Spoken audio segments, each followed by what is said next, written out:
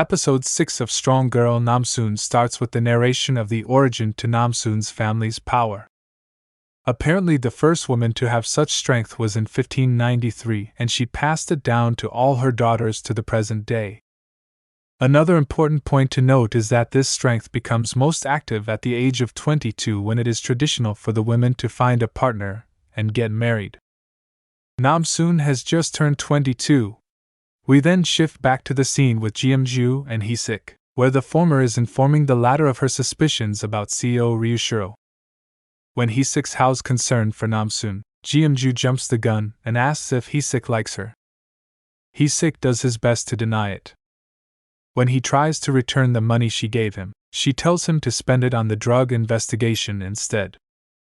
At the Dugo warehouse, Namsoon tells Hwaja that she and her mother can forgive her once but not twice. Shiro is delighted looking at the video of Namsoon working at Dugo. He tells his assistant to call the logistics manager, Namsoon's direct superior. Namsoon is chatting with him at the moment. When he pulls something in his back and shouts in pain, Namsoon helps fix it. The manager is called to Shiro's office, where the latter subtly orders him to spy on Namsoon and send videos of her to him.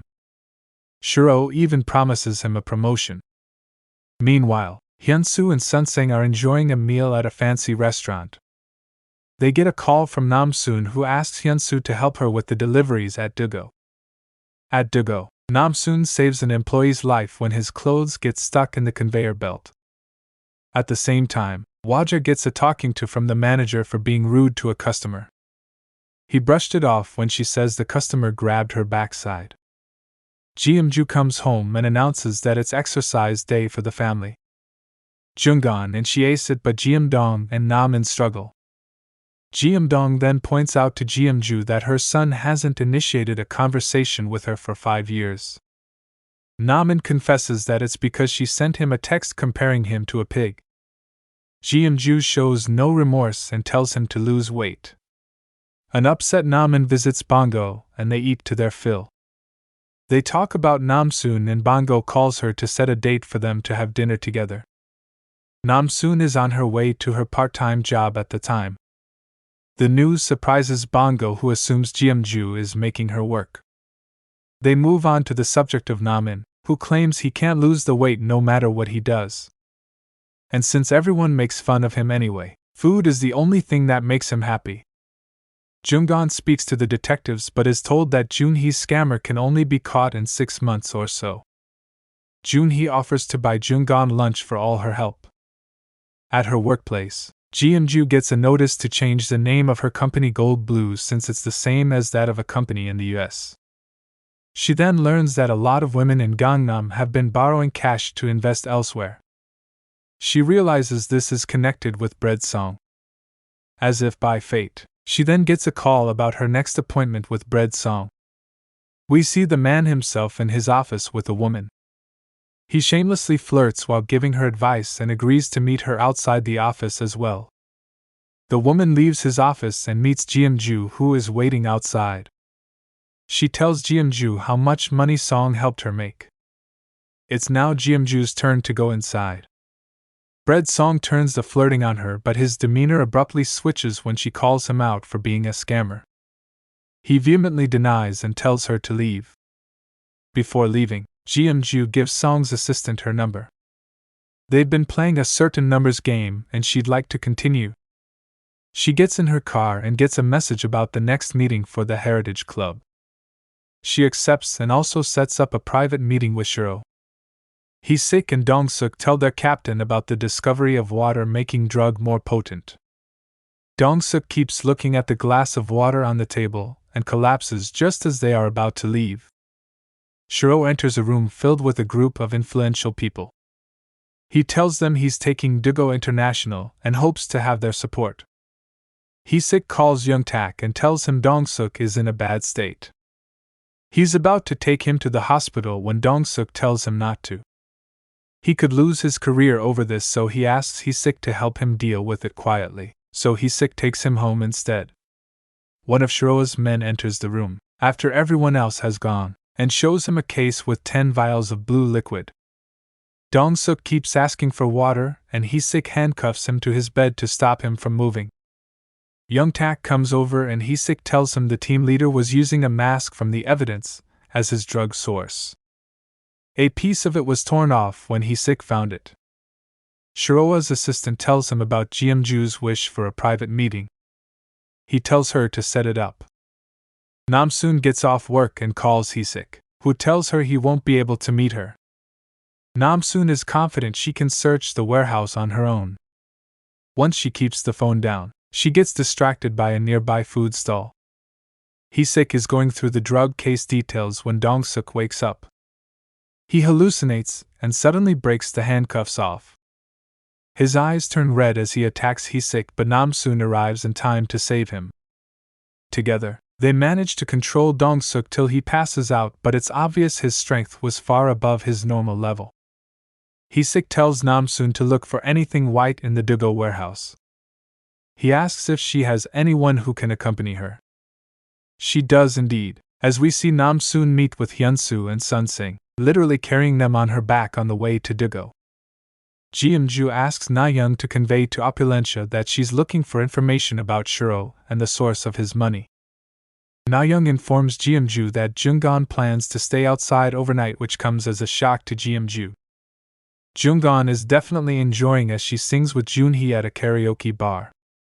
Namsoon and Hyunsoo search for white objects inside the warehouse while Sun-sing keeps watch outside. She clearly doesn't do a good job since Namsoon's manager catches her almost immediately.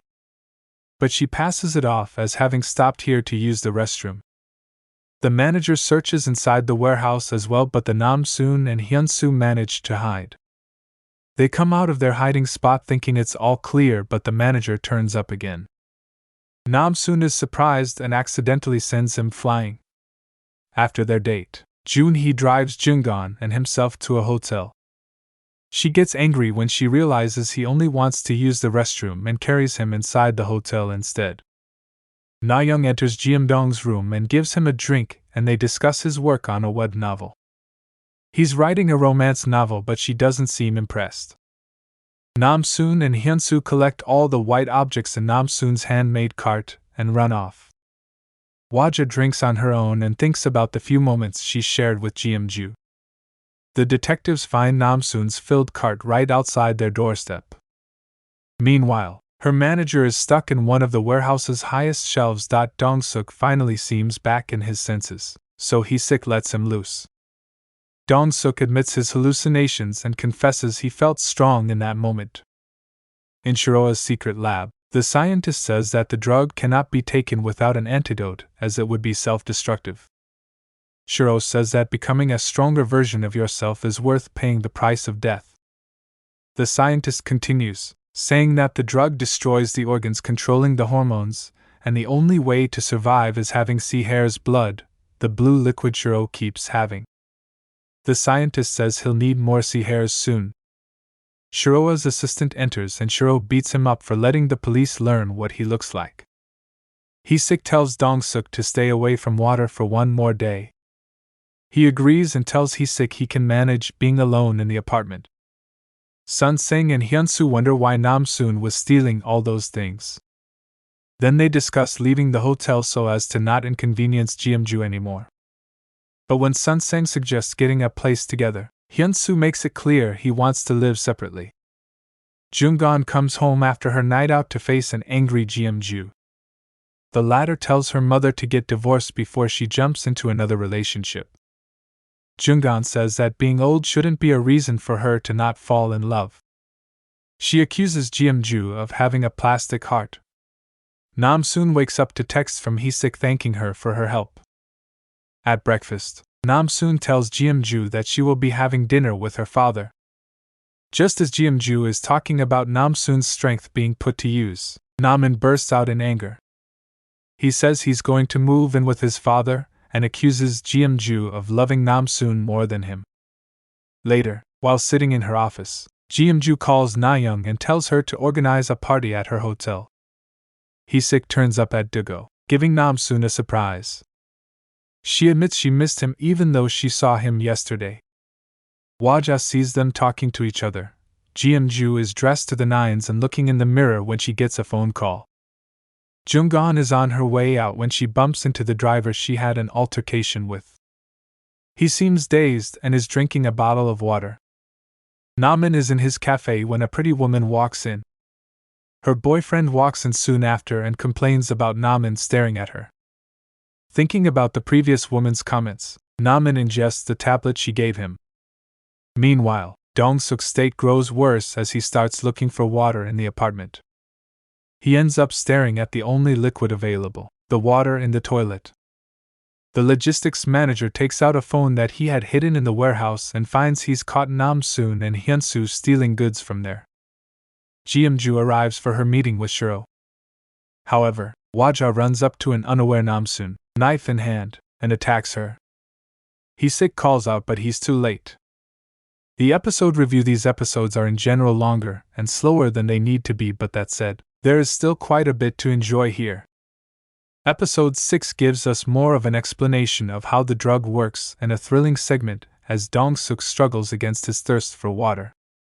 Hee-sik and Nam-soon's dynamic keeps becoming more endearing, and it's becoming a pleasure to have them on screen. Jeomju and Junggan don't quite have that effect yet, and Byun Woo-suk's portrayal of Shiro feels a bit one-note, but there is time yet for these characters to grow.